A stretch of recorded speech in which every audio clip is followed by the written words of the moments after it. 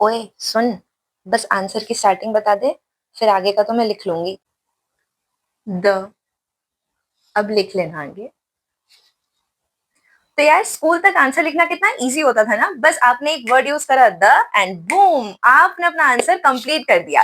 Yes, मगर अब अगर आप लॉ का एग्जाम दे रहे हो, अब भले ही वो सीएस का हो, सीए का हो या फिर आपका एलएलबी का ही पेपर क्यों ना हो, हम कुछ कॉमन मिस्टेक्स कर देते हैं जिसकी वजह से हमारे लॉ के आंसर बहुत ही ज्यादा खराब हो जाते हैं। तो क्या है ये कॉमन मिस्टेक्स, फटाफट से हम इनको देखते हैं और अपने मार्क्स को सिक्योर करते हैं।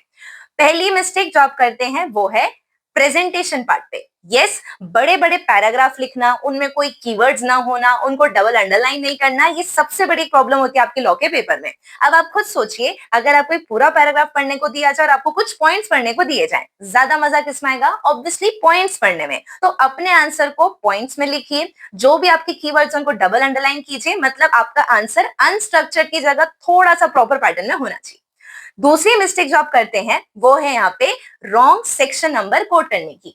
यस, अब इन चीजों को याद रखना, अगर आप सेक्शन नंबर कोट नहीं करते हो कोई मार्क्स कट नहीं होगा। अगर आपने गलत सेक्शन नंबर कोट कर दिया तो मार्क्स जरूर कट होगा, पर हाँ, सही सेक्शन कोट करा तो एक बोनस पॉइंट आपके लिए रेडी रहेगा।